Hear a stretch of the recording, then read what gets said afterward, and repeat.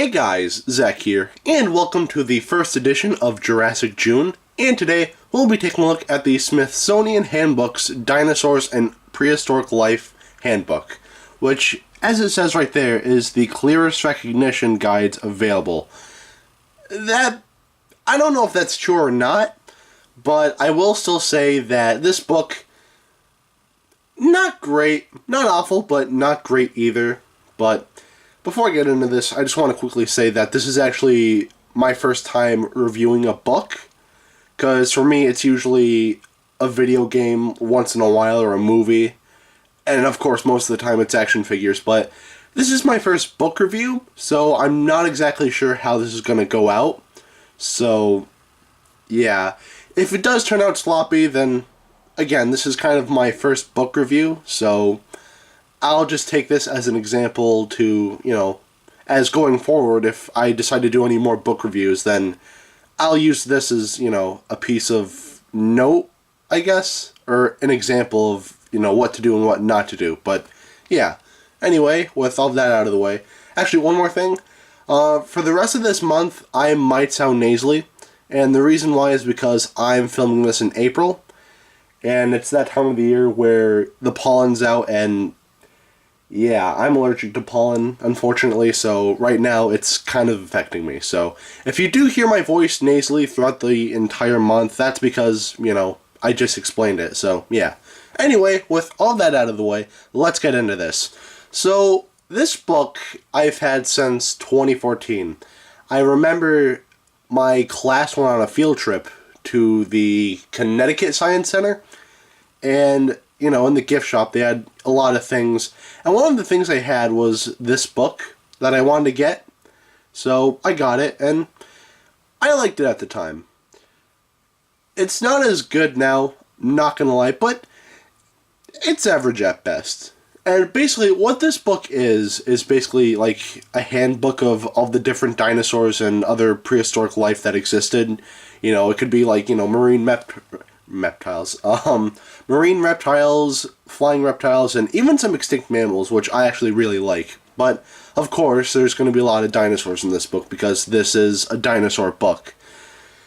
And, to me, this book is just alright. Not groundbreaking or anything like that, but just okay.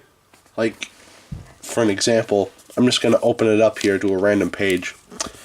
Usually it's just, like each page is a different dinosaur. Like we have the Therizinosaurus here and an Oviraptor. And then the next page, we have the T-Rex, which I never really liked this picture of the T-Rex as a kid. And even that picture in the corner there, I thought the head just looked really big, but yeah. And so on and so forth. It just goes over the history of dinosaurs and whatnot. So we have Deinonychus here, Dromaeosaurus, Troodon, and so on and so forth. So, yeah. And also, these Velociraptors, the artwork here, a little outdated, but yeah. Other than that, this book, I don't really have a lot to say about it. It's just alright at best, so yeah. And that's all this book is. It's just going over the history of, different dinosaurs and other prehistoric life that existed in the past, such as, dinosaurs, extinct mammals, etc. So, yeah.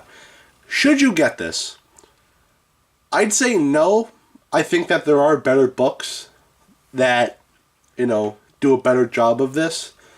I have a few dinosaur books on my shelf, and actually one of them you should get, one of the books you should get, it's called Prehistoric Life. It's a very big book, but I feel like, that's a better book than this. It's basically this, but much bigger. So, if you're someone who wants a good book, this isn't it. But if you're a parent who just wants to get your kid a dinosaur book, then it wouldn't hurt if you got this. Granted, this isn't the best, but again, it's not awful. So, yeah. When I bought this back in 2014, it costed me about $22, which you could do better with $22, but at the same time, you could do a lot worse. So, this book, not awful, but still not great. But, yeah. Anyway, I'd give this book, out of a 10, probably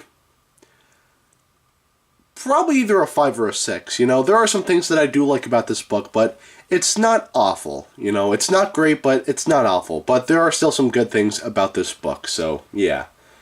And yeah, that pretty much does it for this review. For some odd reason, if you want to know how big this book is, it's not big at all. So, just to have him in here, let's just throw in Dr. Billy Grant. And yeah. So, again, there are better books to get, but if you do want this book, it wouldn't hurt. I paid about $22 for it, so yeah, it's whatever. But yeah, anyway, that's pretty much it for today. Have a great rest of your week, and I will see you in the next video. Peace, Zek out.